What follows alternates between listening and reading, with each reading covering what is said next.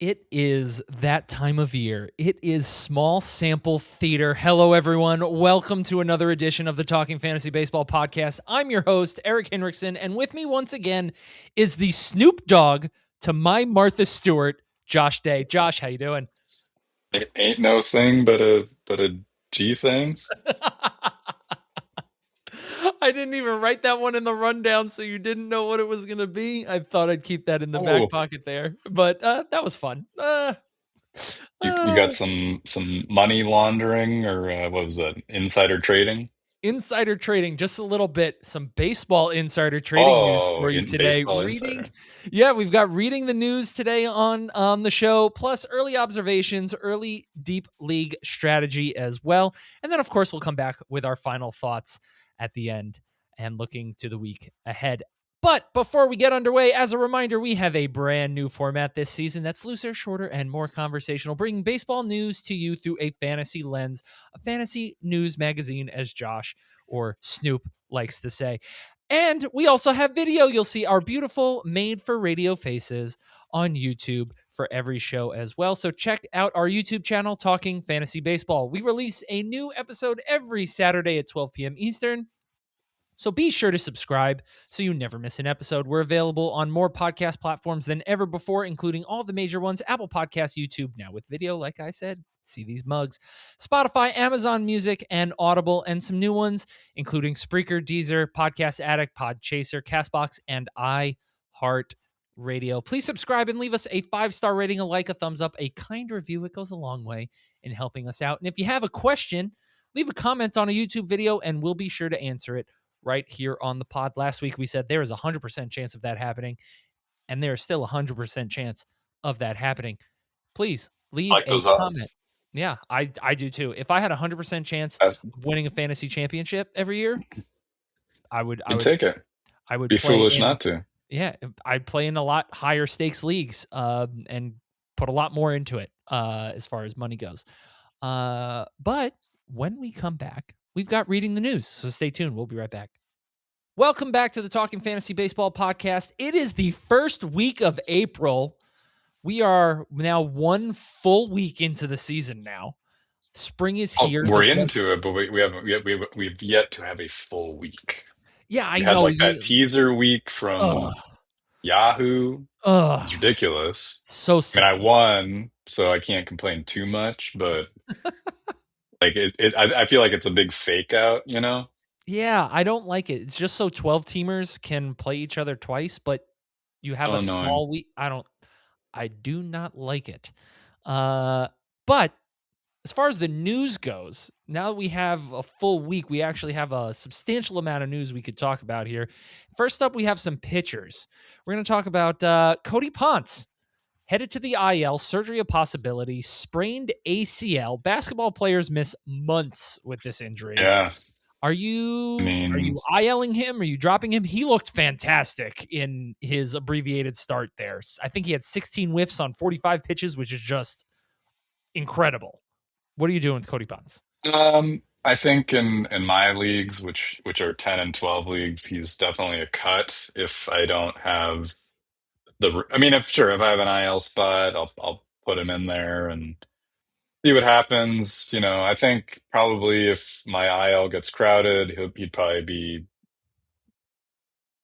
you know, he'd be a cut, I think, just Yeah. because we don't know enough. And what was his like ADP? I didn't see that. I mean, I I wasn't really targeting him, yeah. so I'm not 100% sure. I think he was going at a point where you shouldn't be afraid to drop yeah. So him. I think, in shallower leagues, he's a cut unless you want to stash him.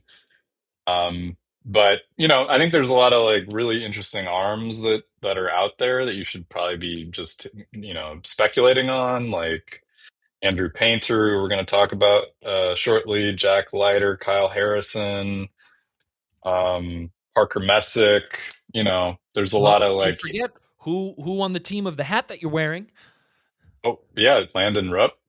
There you go. Um, I think now is the time to be aggressive. And actually, Cody Ponce going to the IL, that's like a you don't really that's like an easy free spot to fill. So, you know, um, yeah, I would just hail him, drop him, be aggressive, pick up, another exciting pitcher or hitter, whatever you need. I hope you were not counting on Cody Ponce to be a number Yeah. 3 in your fantasy rotation because he was out of Major League Baseball for like 4 or 5 years. So hopefully you took him as like your 6th or 7th starter, and so Yeah. you should be burning and churning that part of your roster anyway. And like you mentioned, a bunch of interesting pitching names on the wire have popped up this first week of this season. And Yeah. like you said, we will talk about one of those in just a second. But before Sandy Alcantara, complete game. Is He's back. Sandy back? He's back. Ooh, I was Look not out, targeting him. Scooble. Look out, Skeens.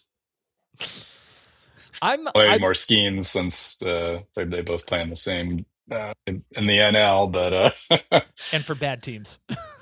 for bad. Well, I don't know. Konnor Griffin's getting called up. I think the Pirates. O'Neill Cruz is hitting lefties now. Sky's the limit, baby. O'Neill Cruz is only hitting lefties because the manager that you are facing in our 10 team league has O'Neill Cruz. Otherwise, Yeah. O'Neill Cruz does not hit left-handed pitching. Yeah, I'm currently being destroyed in our shallow 10-teamer O'Neill Cruz. So It's just one of yay, those yay, leagues. baseball.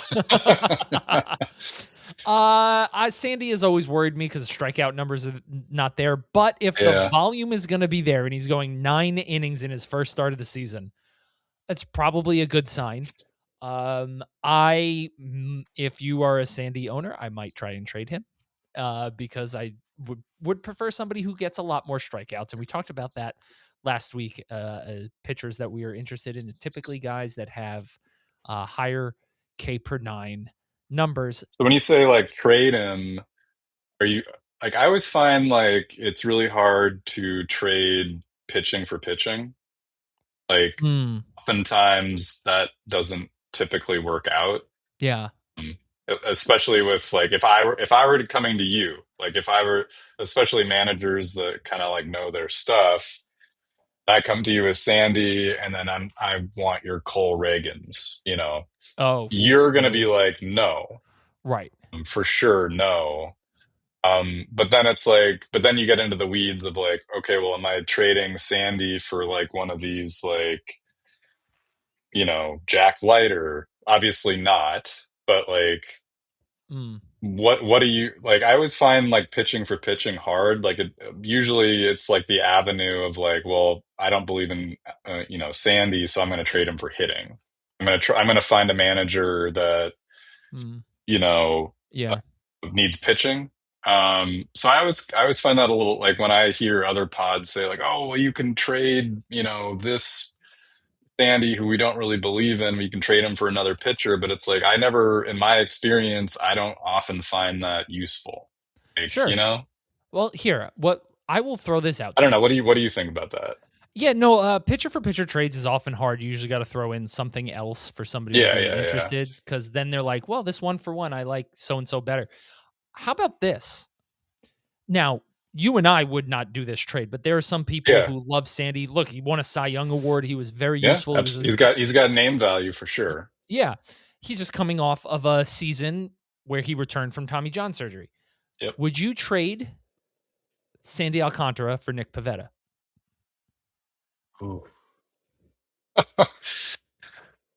There's a one for one. Here's another one. Sandy Alcantara for Kevin Gausman. Ooh, man. Here's one more. This one These are good, man.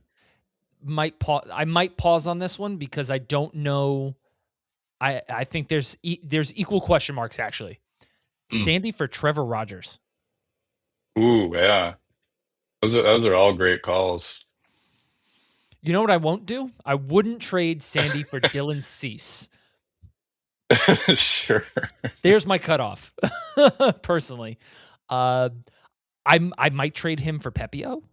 I just feel like there's Maybe. I kind of feel like yeah. if Sandy is back, I feel like he's going to give you better ratios Oh and yeah, maybe fair.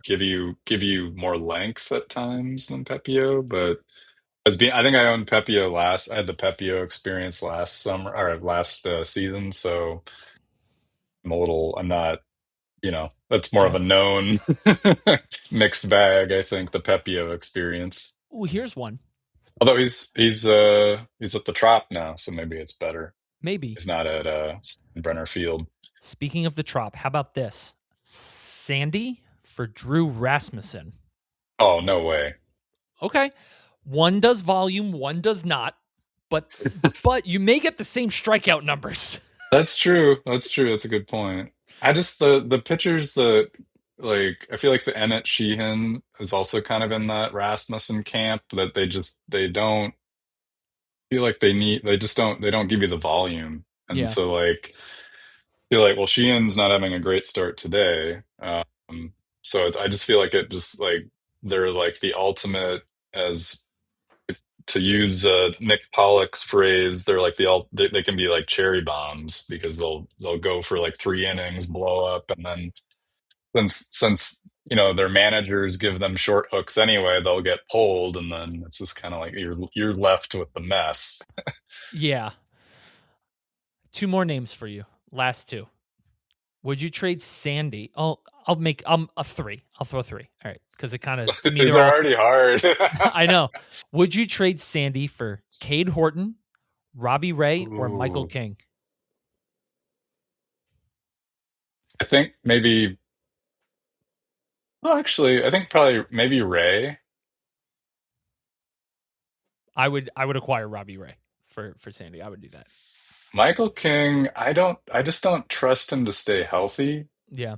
Like I want to believe like I've seen the greatness, but it just feels like it's always like one step forward, two steps back with injury. And so it just makes me, especially like this early in the season, it makes me fearful of like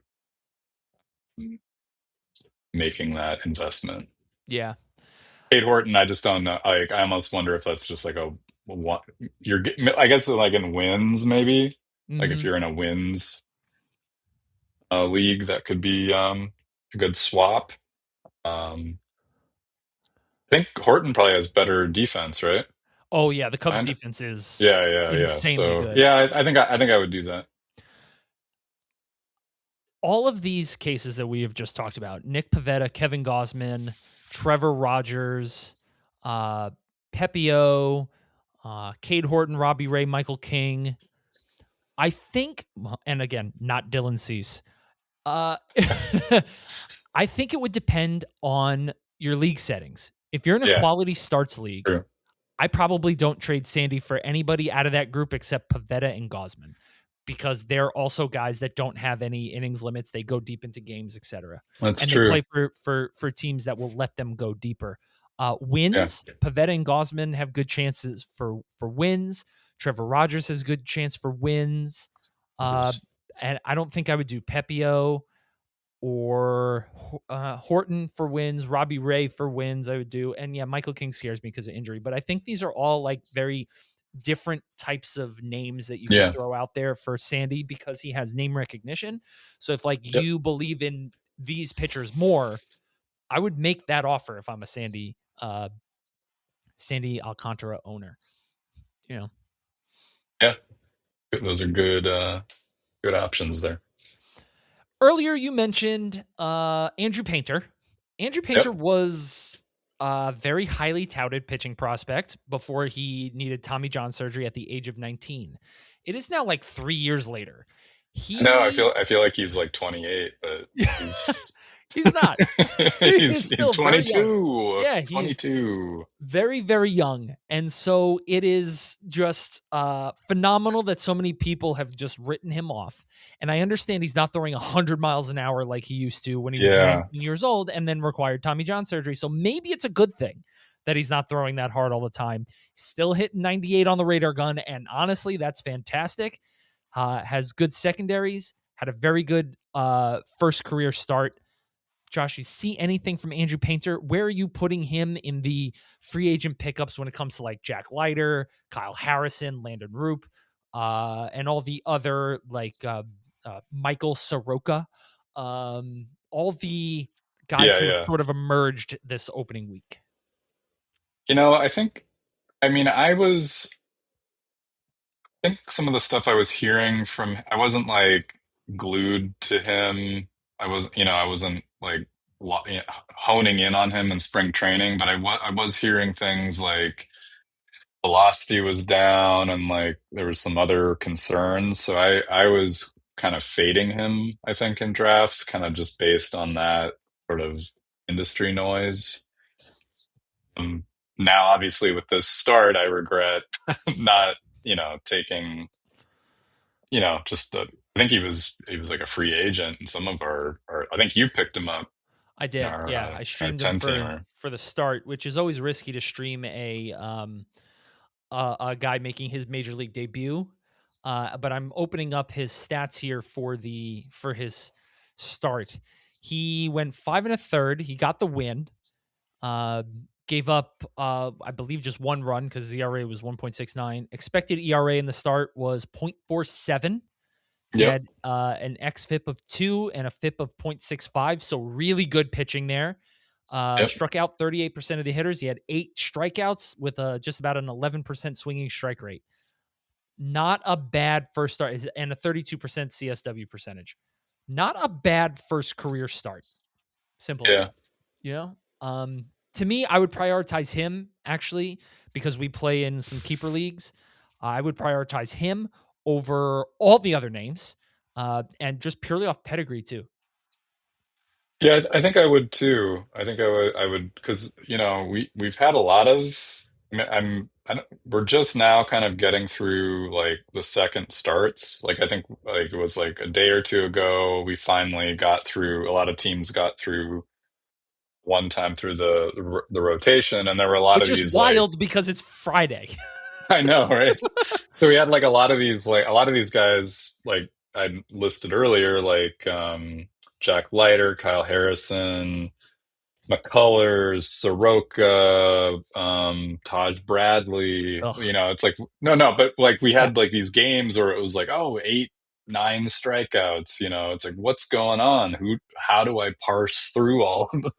I want all these guys. Yeah. Um, but like I think we saw with Taj Bradley last night, like he only got like 3 strikeouts. So, we're very quickly getting to, how these guys can vary from performance to performance. And I think you're going to want to try and quickly figure out who will consistently give you this. Now, I think I agree with you. Andrew Painter is the one to target just because of pedigree. And I think Phillies have a pretty good pitching, organizationally, their philosophy is pretty sound. And he's got, talent. I think it's taken him because of Tommy John surgery, he's had to kind of retool some stuff. But since he has the pedigree, I think he's the one definitely to pick up if you have the roster spot. Again, we don't know where this will go. Not a sure thing. Because a lot of the projection systems right now have him as an over 4 ERA. So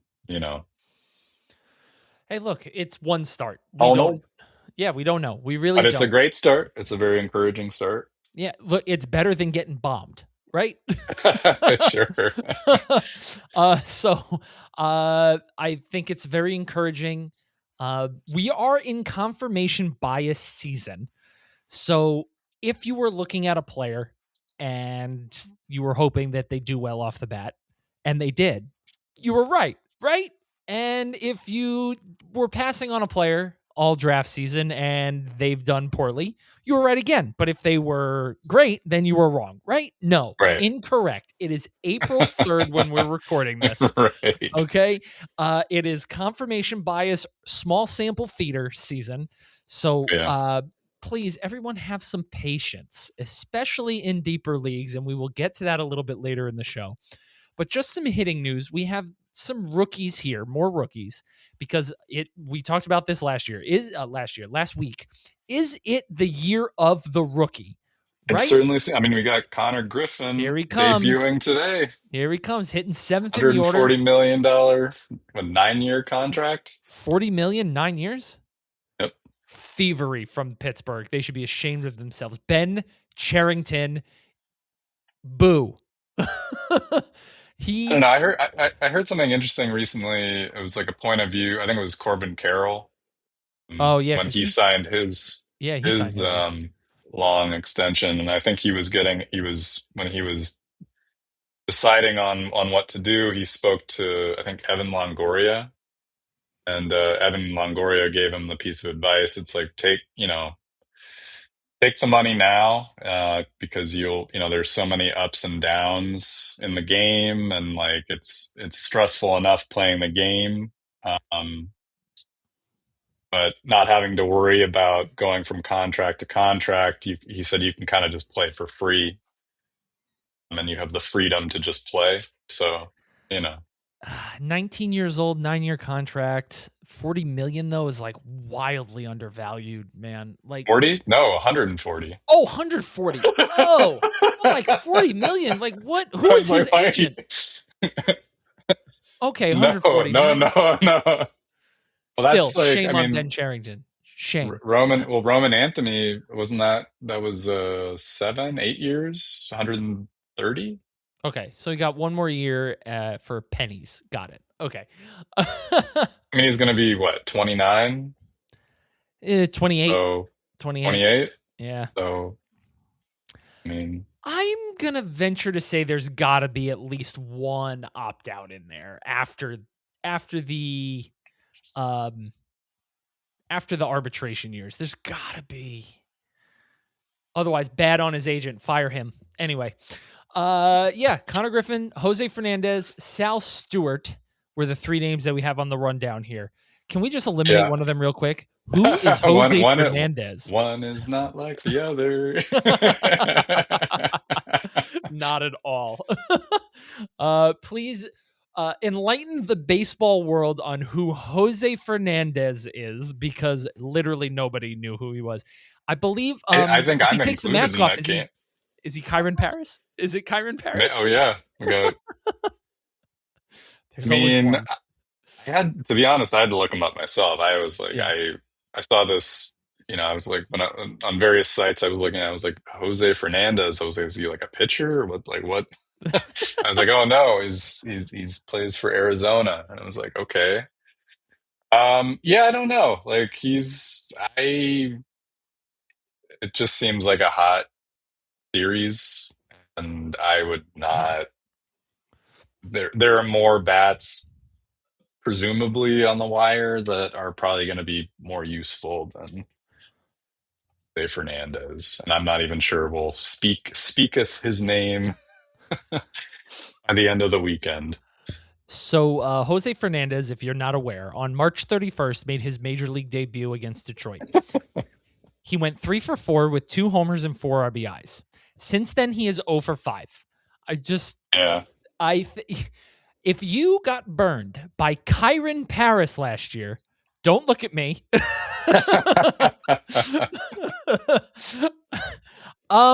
Maybe learn the lesson. Jose Fernandez was like the 44th ranked prospect in the Diamondbacks organization. Not in all of baseball, in the Diamondbacks organization. And I talked about this on the Shallows. Teams usually only rank 30 prospects.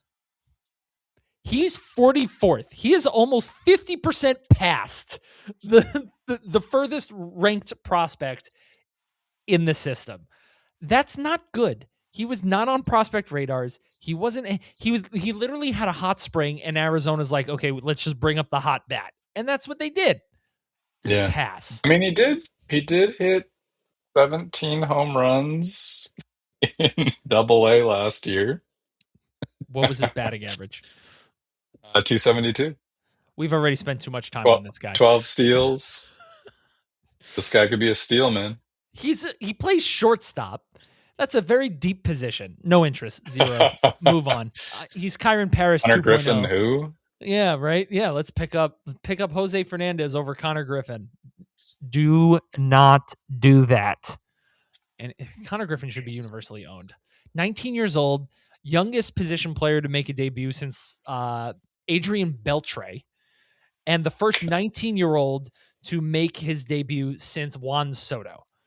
This is the type of talent we're talking about here. Konnor Yeah, I Griffin is mean, going to be a stud. Maybe not right away, but you give him 2 months, and I can I almost mean, guarantee he will be great. like last is in the minors last season, he put up 21 homers, 65 stolen bases, and hit 333.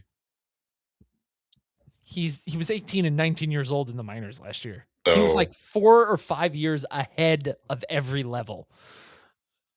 Like, yeah, I think this is the guy you. And if he's not picked up for some reason at this point, like just stop listening to this.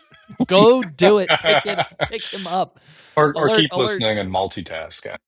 Definitely multitask. Keep listening because we have one more name here to cover in reading the news, and that is Sal Stewart, looking like a league winning Yeah, pick, man, he looks right off the great. jump here. Whoa, you You added were, his name to the rundown. yeah. Well, I mean, you know, we had the debut of the new Mario movie, so like, why not have Mr. Mario himself, make an appearance on our pod? He I does don't know. have the He mustache. he's mustachioed with his red cap. I'm looking at a picture of him right now. Oh my god. Okay, so any team that I have him Sal. on, I mean, I that's want to kind of like a change. plumber's name. I want to change our team name that we have him on. I believe we have him on the team that we're doing together. Yeah, yeah, I want to change my team name to Mr. Mario and just have a picture of Sal Stewart. yeah. I just think like he's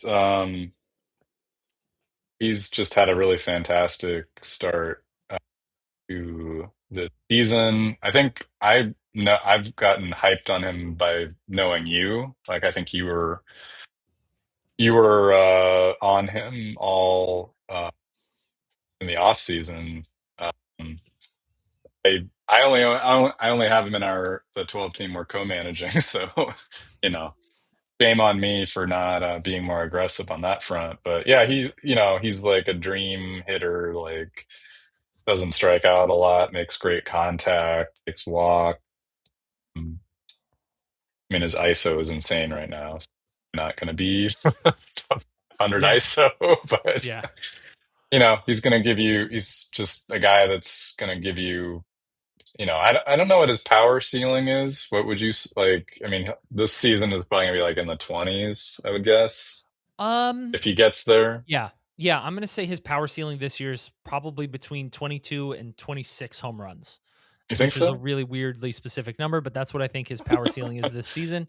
Uh, Going forward, though, next year and in the future, I think he could go 30, 35.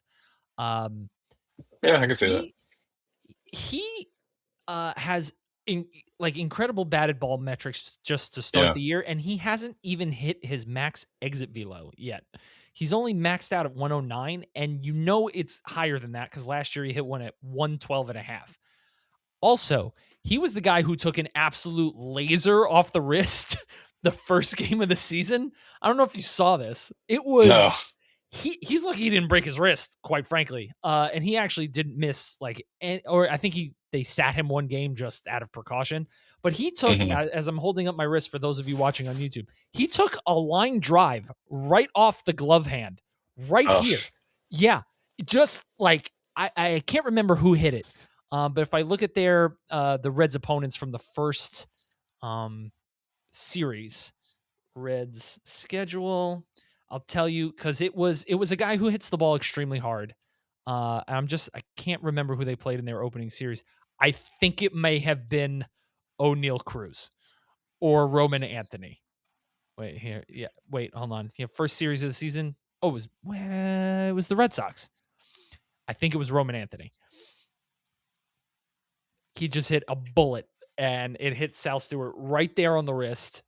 And the man is lucky that he can still swing a bat. yeah. Hasn't missed a beat, hasn't affected him. So Sal Stewart's looking really good. I know the Reds are starting to open contract discussions with him. Yep. Briefly, before we take a break here, what do you make of all of these young players getting signed to long-term extensions right before the CBA? Yeah, I mean, it definitely seems like something's going on because I don't recall this, this trend, this being a trend in seasons past. So I don't know if it's like some sort of they're hoping for some sort of like grandfather deal into this new whatever. I have to admit I'm not terribly familiar with all the um, things surrounding this looming CBA. So I think I've heard stuff of like salary caps and stuff like that. I mean, look, everything has to do with money. So this could just be teams trying to, lock up good premium players and not have to deal with anything that's coming. So Yeah. I can't say that the CBA is very relevant for fantasy. So that's okay that you're not read up on it. With that in mind, for some reason, that is reading the news. We're going to take a break right here. We're going to come back with early observations and early deep league strategy that we were talking about yesterday as we were looking to make moves, plus an interesting ex-WOBA leader, and we'll explain ex-WOBA at the same time as well. So stay tuned. whoa. We'll be right back. Welcome back to the Talking Fantasy Baseball podcast. That is Josh Day. I am Eric Henriksen. And if you heard the top of the show, that is actually Snoop Dogg, and I am Martha Stewart. Little Pop culture reference. We're there having you go. fun here. We gotta have a little fun. We're gonna have a new duo every week. I got a great one saved. Oh wow, you're banking them. Yeah, no, I've got a great one saved for later in the year. It's timely, so that's what I'm waiting for. Okay, okay. Yeah. So we are back here with our Oh, early observations. we should have done Mario and Luigi. I think Damn we did that it. one last year. I don't want to reuse. Did we? Yeah, I think No. so. All right. At least it's not Thelma and Louise. We are back here with our early observations and early deep league strategy talk. So one thing that we've noticed, and we kind of talked about it in reading the news, so we'll kind of just briefly mention it one more time here, is it's sort of the year of the rookie, and there were a lot of pitchers to kind of come about here in the first week of the season. That seems to be the case every year. But one thing we have noticed over time is this comes in waves. So you have the first wave week one. That's off of one game. Then you'll get a couple more games these pitchers will get under their belt, or hitters. And then in about 2 weeks, there will be another wave. And to me, that's the interesting wave. Why? Because I've given the guys that I drafted and invested draft capital in enough time to get going. Some guys require more time, but not everyone is Julio Rodriguez, and you're not going to give them a half a season leash, right? So that's when you really start, to me, you really start to flip over the back end of your roster. And Gosh, I wish I had that luxury though. well, every team In one league, I'm just like to make a bunch of moves this week because I it's a keeper league and I had to invest a lot in hitting. So, my hitting's pretty set, but the pitching could use some work. That's okay. Well, that is when you stream the guys that are useful right now, and you can always flip them once they turn back into pumpkins. So one thing that we realized in the deep league that we are managing together is how important, and not that we didn't know this, but just how important patience is. Because we were looking at some free agents, and we were looking at Owen Casey specifically, and we looked at our roster construction, and we were trying to figure out who to drop. Because when you add a player, unless you had somebody go on the IL like Cody Ponce, you typically have to drop a player as a corresponding move. Cody Ponce. So we were looking at who to drop, and the names on the back end of our roster that we saw from poor performance or just redundancy in positions, we looked at Jordan Lawler, Spencer Torkelson, and Sal Frelick. Those were the three names that we were looking at to drop for Owen Casey. And we ended up dropping Sal Frelick. What went into that decision? Yeah, I think we were looking at it was my concern with Freelick was speed. Like I was like, oh, are we sacrificing speed for something like we already have, like we have Chase DeLauder, and Adelise Garcia, although I guess his speed is in his game too. But I think it was just kind of like, what are we sacrificing to get? Like, is this redundant? But then I think ultimately you had the good call on him, right? Yeah, so we decided to drop Frelick because we kind of saw, I think you saw Sal Frelick's ceiling last year, 12 homers, 19 stolen bases. He already Yeah, homered he's once kind of this like a year. guy. Yeah, he's just a guy, and this is an OBP league. He is really good in OBP formats. He finished as like the 123rd or something ranked player in this format last year. So it's not like he would have been a bad choice to keep around. We didn't go with Torkelson because we invested too high of a pick relative Right, to the whole. Now, 13th round isn't, I think, somewhere around there. 13th round isn't the highest of pick. It's not the most expensive, but in this deep league context where 312 players were drafted, 13th round is like still kind of the middle, it's not the right. back end. And with 30 homer upside, that just Or wasn't on the wire. Uh, yeah, it just you gotta. I mean, he's off to a slow start, but I think that's kind of just who he is. Is he's gonna, feast or famine.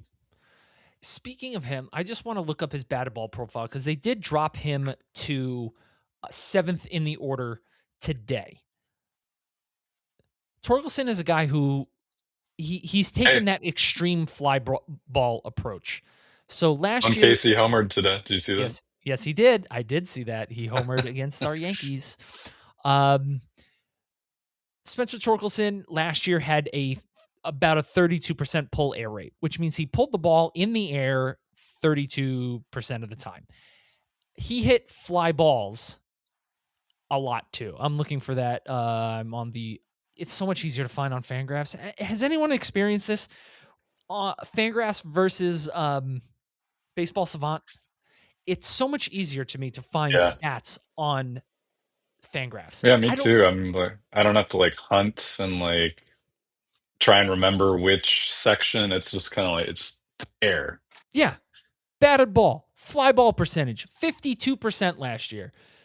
Yep. When you hit the ball in the air that much, you're going to have a low batting average, right? So I don't expect Torque to have a huge batting average, 220, 230, but Yeah. 30 home runs, totally expected because he's pulling the ball to his, he's hitting the ball in the air to the pull side, which helps accentuate power. And he hits the ball fairly hard. So he's trying to maximize his swing to hit as many home runs as possible. He's off to a slow start, probably because he's getting under the ball a little too much. And yeah, it's just no one on the wire possessed 30 homer upside. So I'm glad that we kept Torkelson. And the one that I think we really debated on whether we actually chatted about it or not was Jordan Lawler, Yeah. right? Because he hasn't really shown anything at the major league level, although he's been decent enough to start the season. Actually, homered yesterday. Uh, Had a bit of a scare too. yeah, with a hit by pitch. We ended up keeping him. He's fine though. Yeah, he's fine. We ended up keeping him because Of middle position, infield. right? Yeah, his Middle position. infield, yeah. He's third base, middle infield, and outfield eligible. Pretty So clutch. it is. He can fill, and because he's third base, that means he can also fill corner infield. Right? So he's eligible at a number of positions, and he has decent enough upside. But also looking at our roster, Jeremy Pena hasn't played every day yet because he's coming off Hmm. the broken tip of the finger.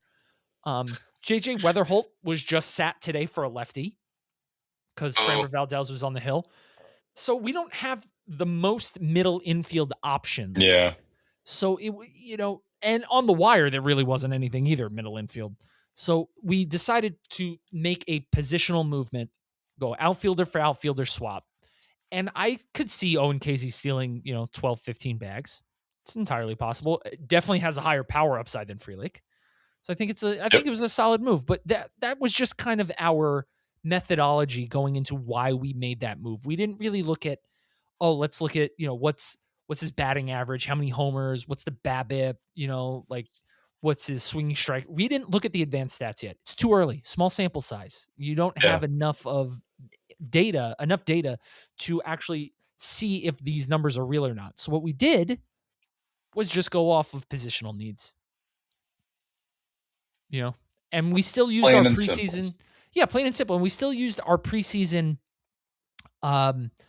our preseason thoughts on players that were already established to make our decision, right? We didn't go, oh, well, Torkelson's been terrible, drop him. No, we went, Frelick is fringy and Casey has shown upside, so we'll just make that swap. I don't think anyone's gonna jump at the wire to pick up Sal Frelick. So that was also Yeah, and like we talked about earlier, touched on earlier, is like we haven't even had a full week of baseball yet. So, it's trust me, it's really easy to go into full panic mode of like, oh oh my God, my team sucks. I gotta just flip the table and start again. But like, I think it's probably worth just keeping cool and, maybe your team's off to a slow start, just something you're going to have to weather, but there's a lot of baseball left. Probably hold on to your, first 12 picks at least. Or if there's somebody you got late that's kind of slow, but you saw something, like trust the process, keep the faith, yeah. they could pop up, you could, I think I brought this analogy to you, recently. It's like, being stuck in traffic and you see somebody on, the other lane speeding ahead, you get into that lane, it stops and the lane you were just in starts to pick up again. And you're just like, ah. Yeah. So I think it's for a lot of these, Torkelson, just, we've seen them do it before. We kind of know, just give them a little time to get it going. Yeah, And then absolutely. probably in May or, May, you can start really airing some execute buttons.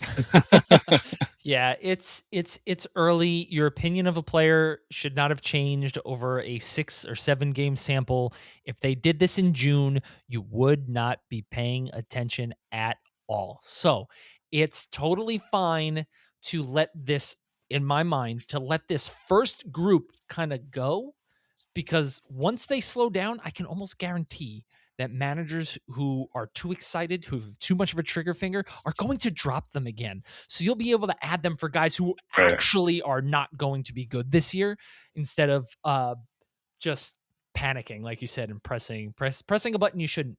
Don't press, as former Jets head coach Herm Edwards used to say, don't press send. Okay.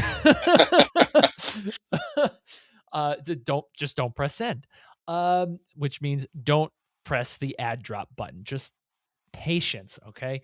And then last piece I wanted to touch on here in this segment, we were looking, well, you were sorting by the expected WOBA leaders, and expected WOBA is what your WOBA should be. But what is WOBA? It's your weighted on base average, and it's almost a catch-all stat, but it's really not. But it is indicative of performance for a hitter. It basically says, should you be better or should you be worse? Just to put it in like Yeah. the simplest terms. So you sorted by the leaders of expected WOBA, who are the Yep. hitters who are expected to be good so far this season. And again, small samples, so there's only so much you can take from this. But one name caught both of our attention. Not Michael Harris. We're not going to talk about him. Okay. It was Bryce Terang. Yeah. Was going top 40 in drafts. 18 homers, 24 stolen bases last season. He hit 10 of those 18 in 1 month. And the question I asked you was, is he actually really good? Which is a silly question to ask for a top 40 pick, but I'm going to ask it anyway. Is he actually really good? I mean, it's like so early. I can't like point to numbers and say he's good. But like uh, like the numbers we're getting so far, I mean, are pointing to like I don't see why he couldn't replicate last season. So in a sense, yeah, that's a great first base or a second baseman. Like, you know, like when you start looking at his underlying numbers, it is kind of I do kind of tend to buy the ex Woba, you know, Yeah. um, just like his batted ball profile. Um, it's all pointing to you should be happy with your pick, or if he's a keeper or whatever. But that seems like a good he seems to be a good investment early on. Yeah. I don't know what the power I ceiling know. is. I think you and I were saying maybe one year, maybe he hits 30 one season, you know? I But mean, the ISO's up right now. It's not going to be 300, but like he's picking up where he left off. So, I guess it's conceivable he can get it, what, 25 homers? yeah, I'm going to say yeah, that's entirely possible. The launch angle is up this year. That was one of the reasons why the power was tampered down last year. Um Average exit velo on 18 batted balls is 96, which is pretty wild. Yeah, Small yeah, yeah. sample theater, right? Because Yeah. there's I believe his average exit velo is higher than that of a future Hall of Famer who goes by the name of Aaron Judge. It is. Yeah. It is 9 miles per hour higher than Aaron Judge's average exit velo to start this season, which is 87, which is how you know he's not right yet. But also, most of the players coming off the WBC have not been great, Bryce Terang excluded. I mean, his bat speed is really low. Um, what are you seeing like in his the pull air rate, stuff like that? For Terang, Yeah. oh, the pull air rate is 5.6%. That's down so far from last year. Not great, Huh. Bob. Um, it's really just I think he's probably just hot right now. He's making really good contact. Yeah. It's that is what you can't really see in June, but because we don't have a large sample here, you can see he's probably just really hot because I'm not Yeah. really seeing um, a reason for Bryce Terang to hit 25 home runs this year. You're probably looking at almost the same player as last year. He's got a homer, 2 stolen bases. He's hitting 409. I mean, just I'm looking at his spray chart His on well, currently it's like his exit velocity is 96, launch angle 21, yeah. 11% barrel rate, 55% hard hit. Yeah, sure, he's gonna you're gonna hit some home runs with that. Well, he's only got one, and his home run was to the opposite field, Oh, which is interesting. Looking at his spray chart, yeah, he has three hits that basically landed in the infield. He had a double that went down the first base line, probably past the diving first baseman. And then he has 2 singles that probably went through the hole between first and second base. yeah. Everything else is to left field. That's weird. Yeah. Look, he's very good. Don't think that if you have Bryce Terang, you have, Ketel Marte all of a sudden, okay, with 50 stolen bases. You do not.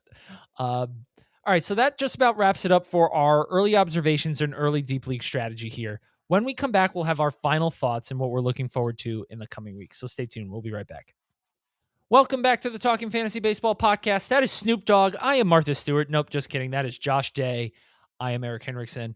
Back with our final thoughts and looking forward to the week ahead. Josh, what are you looking forward to in this coming week? I think, kind of just going off what we've been chatting about, is I'm just looking forward to, like, in particular, pitchers getting just more starts under their belt, just kind of like seeing, because it's like with a lot of these guys, with these like 8 to 9 strikeout performances, it's like, wow, well, did they take a step forward? Did they not? Is this real? Is it not real? What can we, like, I want numbers to start normalizing so that I can kind of, especially with like pitchers, it's like, well, who's just a streamer and who is potentially like a keeper, who's going to get the ring, who's going to get the rose. Um, and it just there, like I picked up Jack Leiter, for example, and it's like, well, is he's been very inconsistent. Like he's had great performance before, but then he's also, start later, he blows up. So I particularly with like him, a young guy with some upside, I want to see if he's taking a step forward. So yeah, I would say I'm jazzed about seeing pitcher, kind of the next through the order, seeing what's sticking and what's not. Yeah, I that is a great thing to look forward to. I am looking to see because the teams that opened up on the road last week are now home starting this Oh, that's weekend. true. Yeah, good point. So you have the next round of opening days in ballparks. The weather is a little warmer this weekend, so I'm curious how that's going to affect some things places because you can definitely tell when a pitching performance is affected by cold, wet weather of this time of year. So like, don't freak out if a guy you expected to go, 6 innings deep is only going like 4 1/3. Like, it's okay. It's cold. The weather is not great everywhere. And sometimes these guys aren't just full, they're just not fully stretched out yet. So like Robbie Ray went 5 1/3 yesterday. I fully expect Robbie Ray to be going 6 consistently when everything's warmed up and he's fully stretched out. So Yeah. yeah, I'm looking forward to games continuing here. I want more confirmation bias to know that I am either right or totally wrong. And Yeah. you know, just kind of take it from there. It is an exciting time of season in fantasy because it's like the Wild West on the wire. But Hmm. be smart with who you're adding and dropping. Make sure that they're on the back end of your roster and don't do anything stupid or rash. Don't press send. Right. So on that note, we're going to wrap it up right there. We'll be back next week with a brand new episode. To make sure you don't miss it or any episode for that matter, please subscribe. We're available wherever you get your podcasts. So for Snoop Dogg, also known as Josh Day, I'm Martha Stewart, also known as Erik Henriksen, saying we are not going to get caught for insider trading, and we'll see you next time. See ya.